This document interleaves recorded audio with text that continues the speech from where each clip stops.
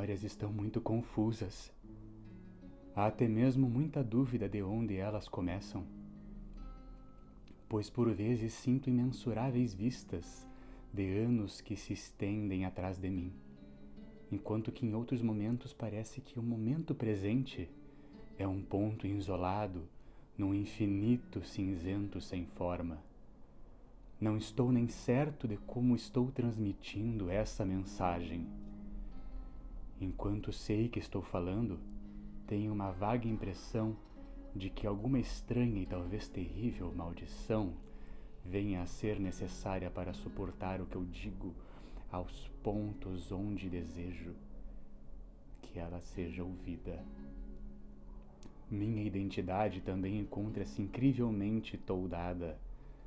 Parece que sofri um grande choque, talvez devido a algum resultado monstruoso dos meus ciclos de única e incrível experiência. Todos esses ciclos de experiência, naturalmente, emanam daquele livro dominado pelas traças. Lembro-me de quando o encontrei, num lugar mal iluminado, próximo ao rio negro e oleoso, onde as brumas sempre habitam. Aquele lugar era muito antigo, e as prateleiras cheias de volumes apodrecidos até o teto percorriam infinitamente quartos e alcovas internas, sem janelas. Havia, além disso, grandes pilhas informes de livros no chão e em caixas de madeira. E foi numa dessas pilhas que encontrei a coisa. Nunca lhe soube o título, pois as páginas iniciais estavam faltando, mas ele caiu aberto na altura do fim e me deu um vislumbre de alguma coisa que deixou meus sentidos em polvorosa. Havia uma fórmula, uma espécie de lista de coisas para fazer e dizer, que reconheci como sendo alguma coisa negra e proibida, alguma coisa que eu havia lido antes em furtivos parágrafos de nojo e fascinação, misturados, escritos pela pena desses antigos e estranhos guardiões dos segredos do universo, cujos textos decadentes eu adorava assimilar. Era uma chave, um guia, a certos portais e transições com as quais místicos sonham e sussurram desde a juventude da raça, e que levam à liberdade e descobertas além de 3 dimensões e dos reinos da vida e da matéria que conhecemos.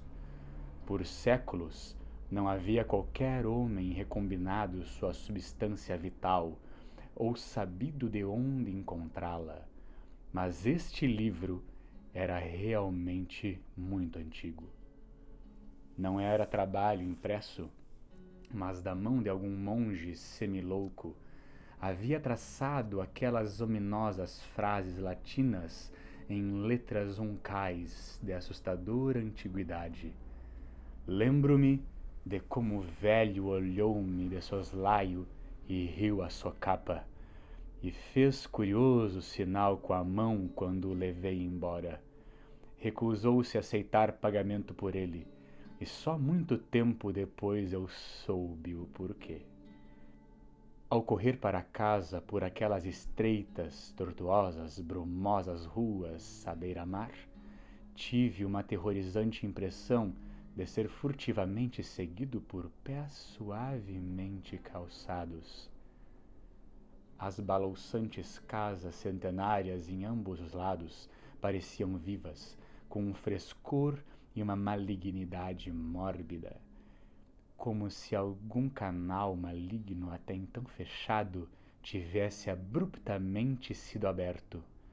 Senti que aquelas paredes e frontões ressaltados de tijolos orvalhados e caimento cheio de fungos e madeira, com janelas de grades cruzadas que lembravam olhos e me espionavam sorrateiras, mal poderiam desistir de avançar e me esmagar.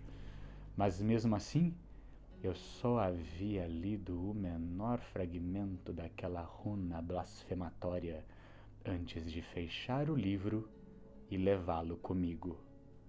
Lembro-me de como finalmente li o livro, com o rosto pálido e trancado no quarto do sótão, que de há muito eu devotava a estranhas buscas. A grande casa estava muito silenciosa, pois eu não me levantara senão depois da meia-noite. Acho que eu tinha uma família então. Embora os detalhes sejam muito incertos, eu sei que havia muitos serviçais. Mas que ano era? Não sei dizer, pois desde então tenho conhecido tantas eras e dimensões, e todas as minhas noções de tempo se dissolveram e se remoldaram. Era a luz de velas que eu lia. Recordo-me do incessante pingar da cera. Veio quando eu murmurava em voz alta o nono verso daquele tratado primário e percebi, entre meus tremores, o que aquilo queria dizer. Pois aquele que passa os portais sempre vence uma sombra e nunca mais pode estar só. Eu havia evocado, e o livro era realmente tudo o que eu suspeitara. Aquela noite eu atravessei o portal para um vórtice de tempo e visão distorcidos, e quando a manhã me encontrou no quarto do sótão, eu vi nas paredes, e nas prateleiras, e nas gavetas, o que eu nunca vira antes. Nem nunca mais pude ver o mundo como o conhecera. Misturados ao cenário presente, havia sempre um pouco do passado e um pouco do futuro, e cada objeto antes familiar agora pairava alienígena na nova perspectiva trazida pela minha visão ampliada. Daí em diante caminhei num sono frenético de formas desconhecidas e semi-conhecidas, e a cada novo portal atravessado, menos eu podia reconhecer as coisas da estreita esfera a qual eu por tanto tempo fora ligado. O que eu via ao meu redor, ninguém mais via. Eu comecei a ficar duplamente silencioso e recolhido para não enlouquecer. Os cães tinham medo de mim, pois eles sentiam a sombra exterior que jamais me abandonava. Mas eu ainda lia mais.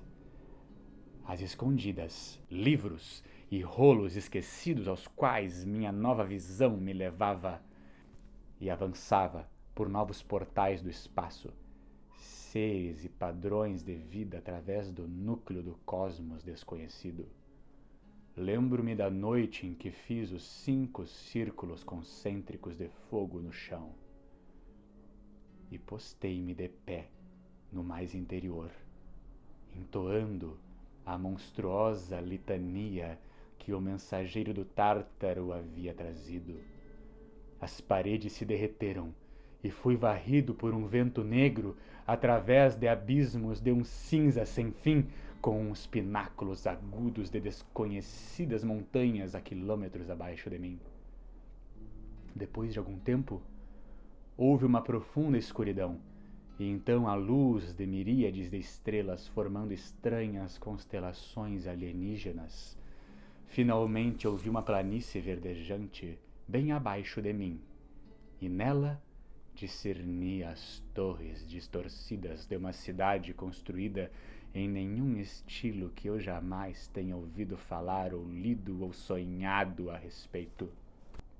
Ao flutuar próximo a essa cidade, vi um grande edifício quadrado de pedra num espaço aberto. E senti um medo odioso tomar conta de mim. Gritei e lutei. E depois de um branco eu estava novamente em meu sótão, deitado sobre os 5 círculos fosforescentes no chão.